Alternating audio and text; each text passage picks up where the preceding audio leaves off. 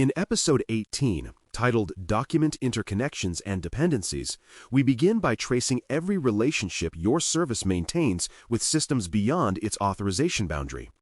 The Federal Risk and Authorization Management Program, FedRAMP after first use, lives and dies on clarity, and nowhere is clarity more fragile than at the edges where data crosses into someone else's environment.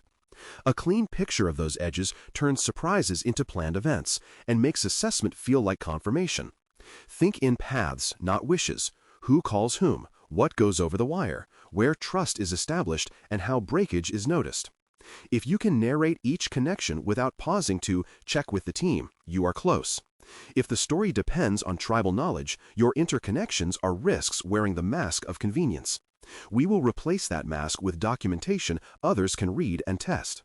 Define interconnection plainly so every stakeholder hears the same thing. An interconnection is an authorized, intentional exchange of data or control messages between two distinct systems with different owners or authorizing officials. It is not some traffic allowed by a firewall. It is a deliberate relationship, justified by mission, bounded by scope, and governed by written expectations on both sides. In federal contexts, this often takes the form of an Interconnection Security Agreement, ISA after first use, or a Memorandum of Understanding, MOU after first use, paired with technical details in your system security plan. The definition matters because it draws a bright line between what your boundary secures directly and what you rely on others to secure. When the line is bright, responsibilities are easier to assign, prove, and review. Start a working catalog of dependencies that orients readers quickly. Upstream providers deliver capabilities you inherit or consume. Infrastructure platforms, managed identity services, content delivery networks, external logging and analytics, or government-operated gateways. Downstream consumers receive your data or events. Agency systems that ingest exports, partner tools that pull your APIs, or reporting surfaces that mirror your content. Shared services sit beside you with mutual reliance. Ticketing, paging, incident collaboration, and joint monitoring hubs. The catalog is not a shopping list. It is a map that answers 3 questions for each entry. Who owns it? What function it serves in your architecture, and how its health or failure affects your mission. Without this map, every outage looks like an ambush, and every assessment question spawns a scavenger hunt. For each connection in that catalog, record purpose, data types, and business justification in full sentences. Purpose states the mission result the connection enables, such as deliver status updates to the sponsor's case system, or retrieve identity assertions from the government directory. Data types name the fields actually exchanged, contact details, ticket identifiers, error metrics, or hashed tokens, and whether payloads ever include sensitive content by design or by mistake. Business justification ties the connection to an objective a reviewer understands, so the risk trade can be judged. Reduce duplication, meet a reporting mandate, or provide real-time triage. This tight trio, purpose, data, justification, keeps the discussion grounded. When someone asks why a connection exists, you can answer without hand-waving, and when someone proposes a new one, you can evaluate it with the same lens. Specification transforms intent into a testable interface. Write down endpoints, authentication methods, protocols, and encryption in transit with the same names your tools use. Endpoints include URLs, IP ranges, queues, and topics. Authentication should name the mechanism: mutual TLS, signed tokens, SAML assertions, OpenID Connect, plus certificate authorities or trusted issuers.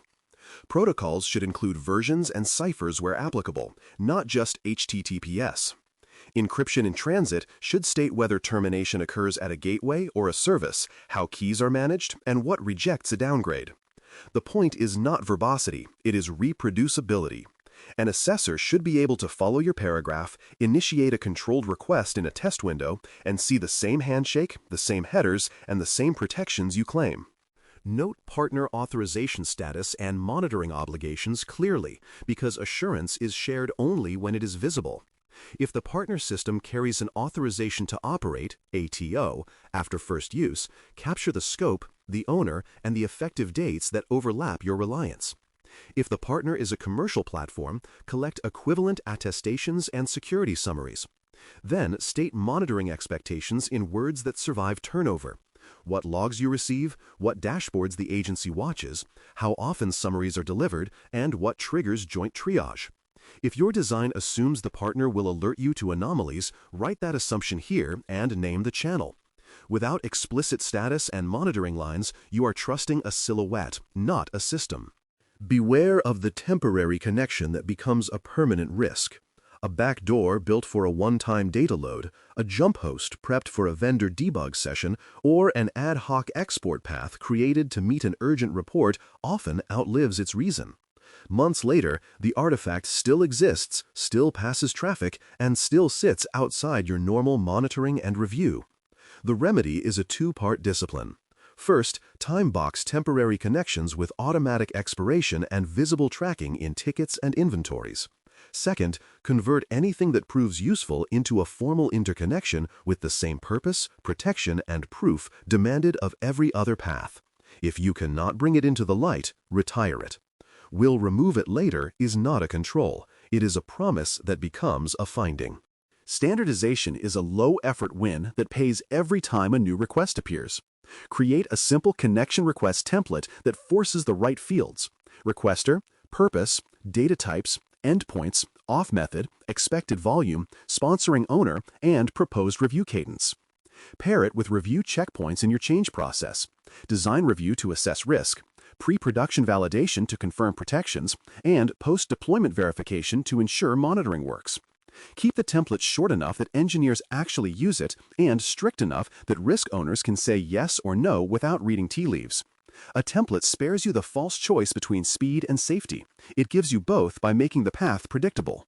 Responsibility lines must be explicit for incident reporting, contact points, and change notifications. Name who detects, who declares, who notifies whom, and within what time windows. Provide 24/7 contact routes with rotations and an escalation ladder that crosses organizational boundaries. For changes that affect the connection certificate renewals, endpoint moves, schema shifts, state the notification lead time you require and the approval path you honor. If the partner's policy differs, reconcile it now and record the compromise. When an incident occurs, ambiguity is the enemy. Your paragraph should read like a runbook. If this class of event touches this interface, these people gather in this channel within this many minutes, and this evidence is shared on arrival. Imagine a practical scenario.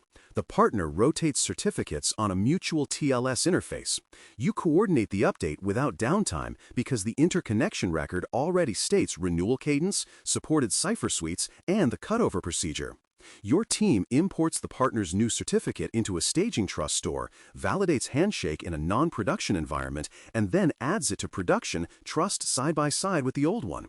After verification, the partner flips their endpoint to present only the new certificate. Your monitors confirm uninterrupted success rates, and you remove the old trust entry before its expiration date.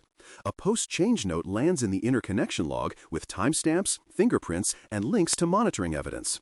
No scrambling, no guesswork, just execution guided by documentation you can show. Use a compact anchor phrase to keep your paragraphs sharp. Purpose, protection, proof, people. Purpose reminds you to state why the connection exists in mission terms. Protection reminds you to describe authentication, protocol, and encryption details that actually block bad days. Proof reminds you to name the logs, dashboards, and reports that demonstrate the connection behaves as described. People reminds you to list owners, responders, and approvers with contact paths and timelines. Say the 4 words before you approve a new connection or review an old one. If any word lacks content, the record is not ready for assessment or for production reality. Ensure your agreements cover termination, fallback plans, and data handling from first byte to last. Termination clauses should define how either party disconnects safely, how keys and trust entries are removed, and how residual data is purged or archived according to policy.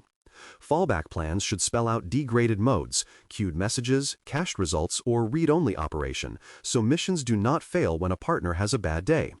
Data handling should state retention periods, masking or minimization on the wire, and conditions that prevent sensitive content from leaking into logs or analytics. These terms are dull until the hour you need them, then they are the only sentences that matter. Review your interconnection list quarterly and retire what no longer earns its keep. Quarterly is frequent enough to catch drift and light enough to finish. For each entry, confirm that purpose still holds, data types have not crept, endpoints and auth match reality, authorization status remains current, and monitoring shows life. If a connection is idle, decommission it with the same care you used to create it and record the change. If a connection is multiplied, multiple partners hitting the same interface, consider standardizing through a gateway pattern to reassert control. The signal of health here is churn. Some connections join, some leave, none linger without a champion. We wrap by closing the loop between documentation and action. Interconnections become real when they are described in language a reviewer can test and an operator can follow under pressure.